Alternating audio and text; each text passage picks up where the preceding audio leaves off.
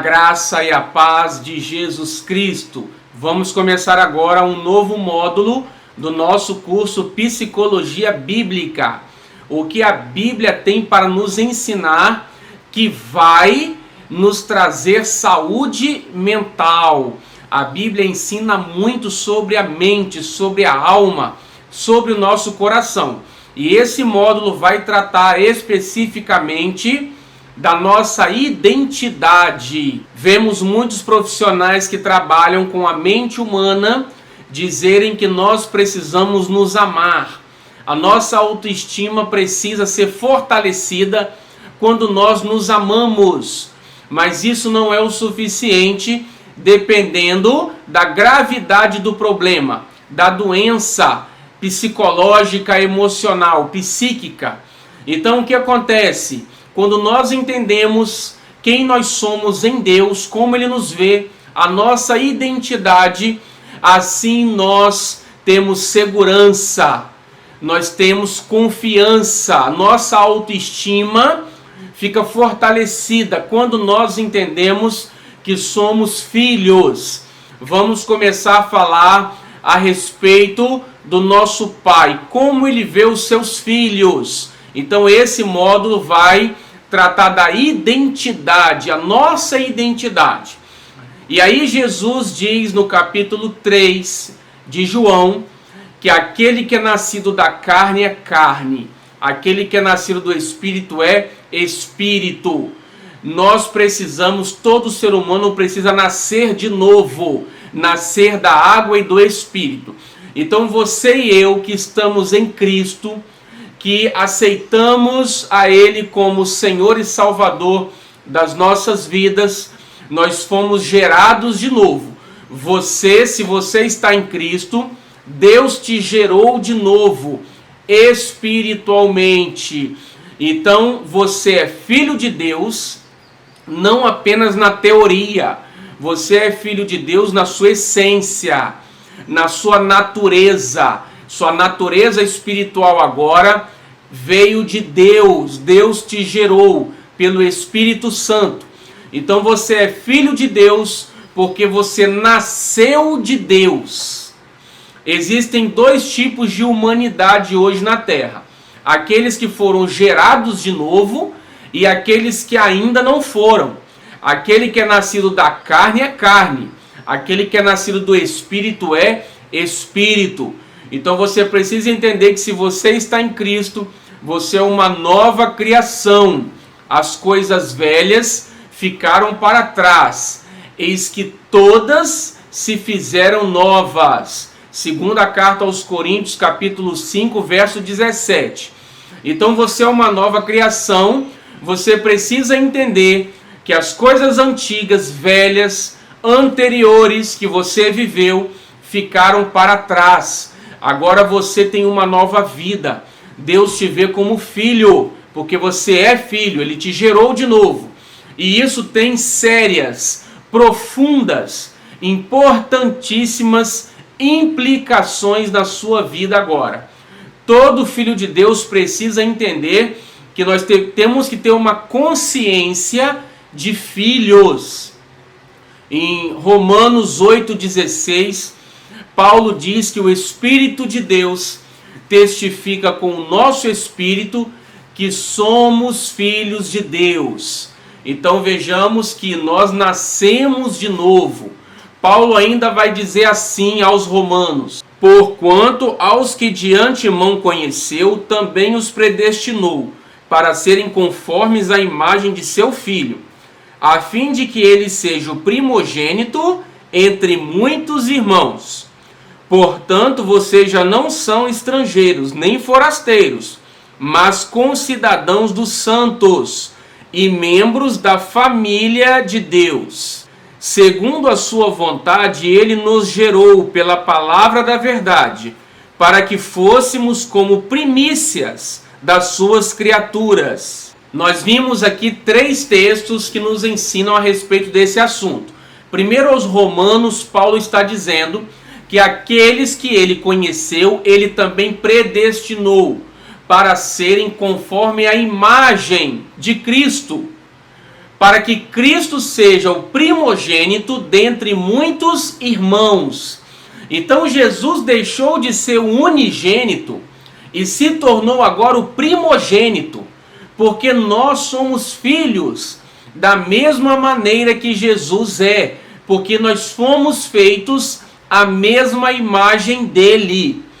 Em Efésios 2,19 nós vimos que nós não somos mais forasteiros nem estrangeiros, mas concidadãos dos santos e membros da família de Deus.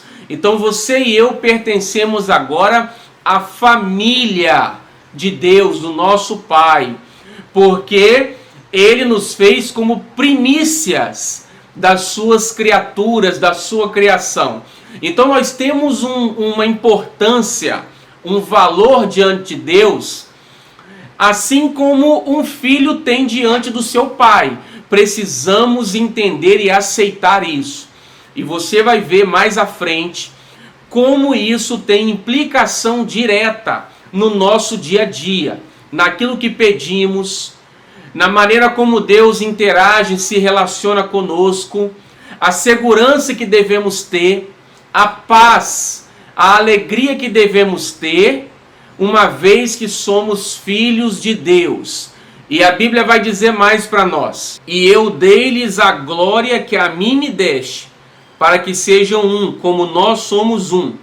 Eu neles e tu em mim, para que eles sejam perfeitos em unidade, e para que o mundo conheça que tu me enviaste a mim, e que tens amado a eles como me tens amado a mim.